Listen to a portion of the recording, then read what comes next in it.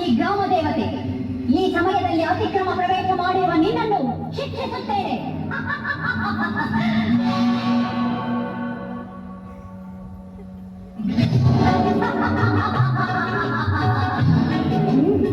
ಶಿಕ್ಷಿಸು ತಾಯಿ, ನಾನು ಸಿದ್ಧನಾಗಿದ್ದೇನೆ. ಎಲ್ಲವೋ ಬಾಲಕ, ಎಷ್ಟು ನಿರ್ಭಯ ನಿನಗೆ? ಹೌದು ತಾಯಿ, ನಿನ್ನೆದುರಿಗೆ ನಿಂತಿರುವಾಗ ನನಗೆ ಎಲ್ಲಿಯ ಭಯ? ನನ್ನ ಈ ಘೋರ ರೂಪ ತ್ರಿಲೋಕ ಭಯಂಕರವಾಗಿರುವಾಗ ನಿನಗೆ ಭಯವಿಲ್ಲವೇ? ಖಂಡಿತವಾಗಿಯೂ ಭಯವಿಲ್ಲ. ಈಗ ನಿನ್ನನ್ನು ಒಂದೇ ಉಸಿರಿನಲ್ಲಿ ನುಂಗಿ ಬಿಡುತ್ತೇನೆ. ತಾಯಿ, ಈ ನಿನ್ನ ಲೀಲಾವಿಲಾಸವನ್ನು ಕಂಡು ನಗುವಂತಾಗಿದೆ. ಜಗನ್ಮಾತೆಯಾದ ನಿನ್ನ ಅಭಯಹಸ್ತದ ಮೇಲೆ ನಾನಿರುವಾಗ ಭೀತಿಯ ಮಾತೆಲ್ಲಿಯದು?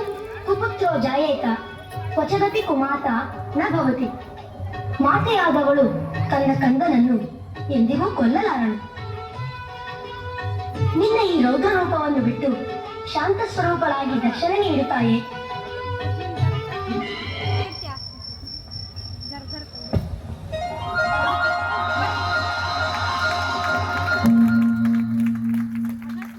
ಆಹಾ, ಧನ್ಯನಾದೆ, ಧನ್ಯನಾದೆ ತಾಯೇ.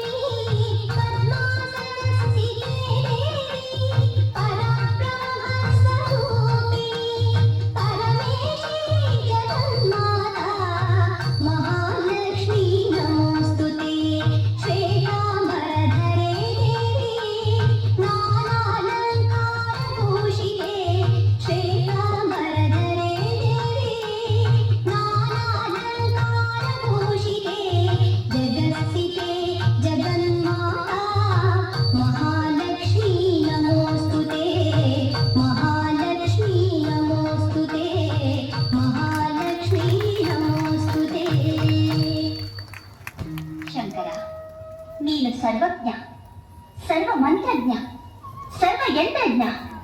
ಈಗ ನಾನು ನಿನಗೆ ದರ್ಶನ ನೀಡಿದ ಈ ಶಾಂತ ಸ್ವರೂಪದಲ್ಲಿ ಮಹಾಕಾಳಿ, ಮಹಾಲಕ್ಷ್ಮಿ, ಮಹಾ ಸರಸ್ವತಿಯ ತ್ರಿಮೂರ್ತ್ಯಾತ್ಮಕ ಶಕ್ತಿಗಳ ಸಮ್ಮೇಳನಗೊಂಡಿರುವ ಈ ನನ್ನ ಆಕೃತಿಯನ್ನು ಸ್ವರ್ಣ ರೇಖಾಂಕಿತ ಲಿಂಗದ ಬಳಿ ಅದನ್ನು ವೀಕ್ಷಿಸುವಂತೆ ಶ್ರೀಚಕ್ರದ ಮೇಲೆ ಪ್ರತಿಷ್ಠಾಪಿಸು.